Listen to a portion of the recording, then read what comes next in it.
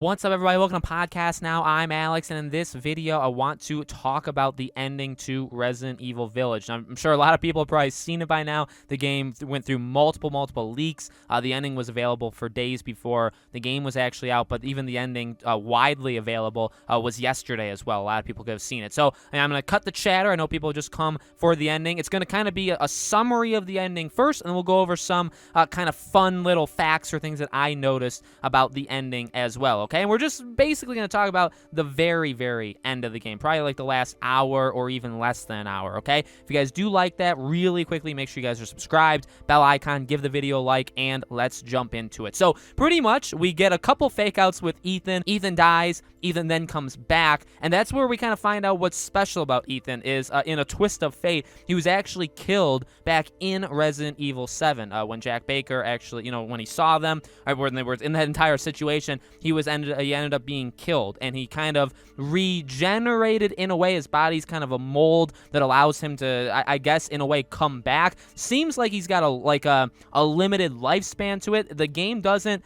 go too far in to explain that, right? It kind of just says that it doesn't seem like he's going to be able to do it again. After Mother Miranda kills him, he kind of goes through a thing with Evelyn, and again, she kind of runs, I guess, gets him up to speed, where it's like, no, bro, you've actually been dead for several years, and you're able to kind of just come back from it. No matter how much you get hurt, you're able to kind of keep pushing on. And it's because your body's kind of just like a mold that you kind of keep, I don't even like repossessing in a way. So that's what makes Ethan special. It was always kind of a mystery of, well, does Ethan have special abilities? Because Mia obviously does, Rose does, but what makes Ethan special, if anything? And that is what makes him special. But again, you kind of find out that he can only do it so much, and it seems like that was the last time, at least that they show in the game, that he was able to do it. So he's killed by Mother Miranda. You play as Chris for a little bit. You run into Mia. You find out that obviously, and I think this is kind of widely knowledge by now, but the Mia in the beginning of the game that Chris kills was not actually Mia. It was Mother Miranda, and for some reason, he didn't check the body to make sure she was actually dead. He took Rose, he took Ethan, and they bailed, but turns out he didn't actually even kill the fake version of Mia. He just shot her a bunch of times, and that's it. So that was Mother Miranda, and that was a way of, I guess, getting close to Chris. So she basically swapped places with Mia. Mia was having experiments done with her. She was trapped in like an underground jail cell that Chris eventually runs into, frees her, and they get out of there. You get to the final confrontation with Ethan and with Mother Miranda, in which now you find out kind of what makes Rose so special. So Rose is kind of the perfect version of Evelyn, and this is why Mother Miranda wants her so bad. Really, it's like Fast and Furious in a way, where it's all about family. Ethan, his entire journey in this game is about family, even, I guess, in a way 7 was, but that's what makes Rose so special. So she's definitely talented, she's definitely different, and she's really powerful. Again, she's kind of like the ultimate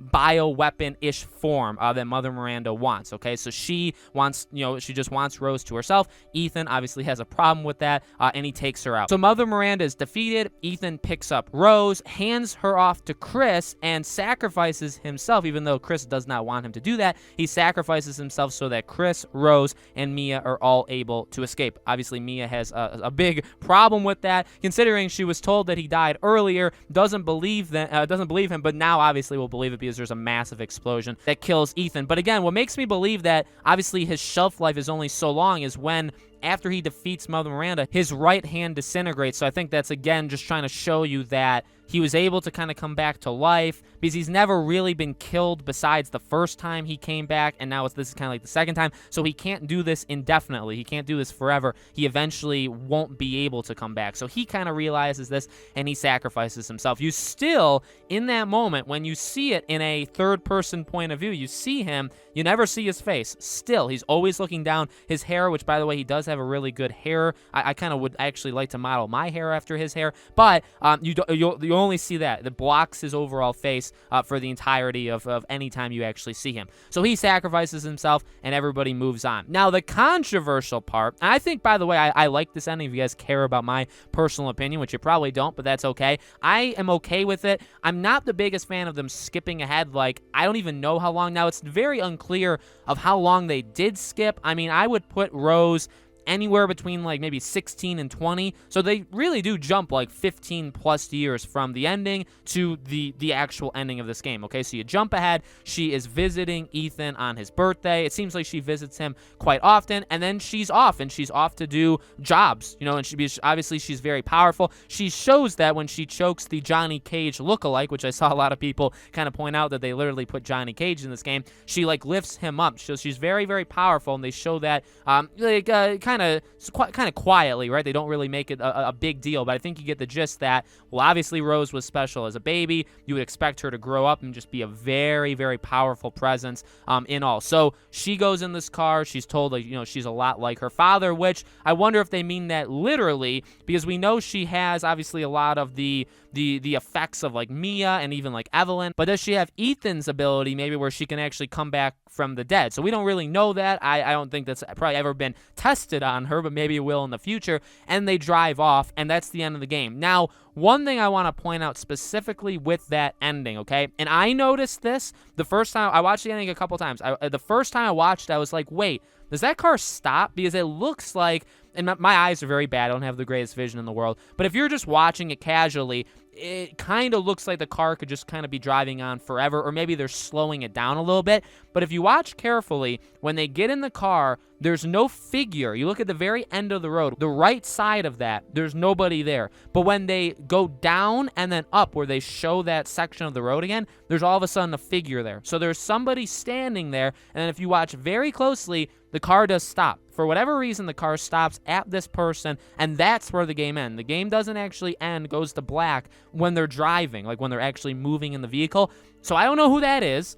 It looks like a male, I'll say that. It can't be Ethan, I don't think, okay? It could be Chris, right? We don't really know what's going on with any of that stuff after the ending of the game. Again, I think one of the things that may annoy people, which you guys can let me know in the comments, I think one of the things that may annoy people with the ending of this game is, you know, I think the Ethan thing is really beautiful. I actually really like it. I think it's very emotional, that he really is. It's all about family. He's sacrificing himself so that Rose, or Rosemary, right, that she can live and everybody can be safe.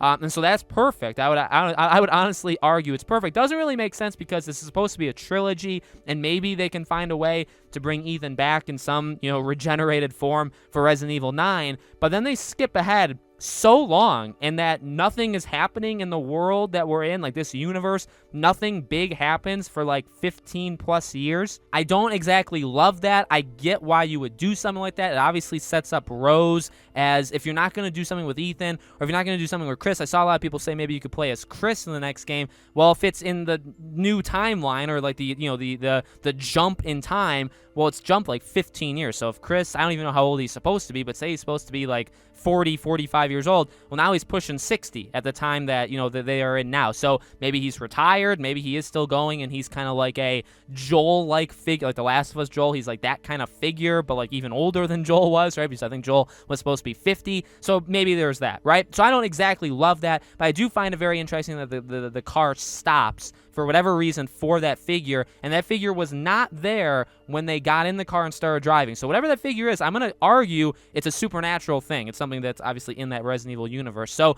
let your theories run wild in the comments, but that is the ending of the game, okay? Rose is special, Ethan is special, Ethan dies, Rose seemingly becomes the main character going forward from here, which really could only be one more game, because rumor has it after 9, they're done with the numbered entries and they're just going to do spin-offs. So let me know, guys, in the comments below, what do you think? Good ending, bad ending? Think about theories and all that kind of stuff. Let me know. Again, make sure you guys are subscribed to this channel. Hit the bell icon so you guys know when all these videos go up. Hit the like button. Definitely helps this video. I know these videos generally do well, but I mean, the like button definitely helps. Thank you all so much for watching. I hope to see you all on the next video.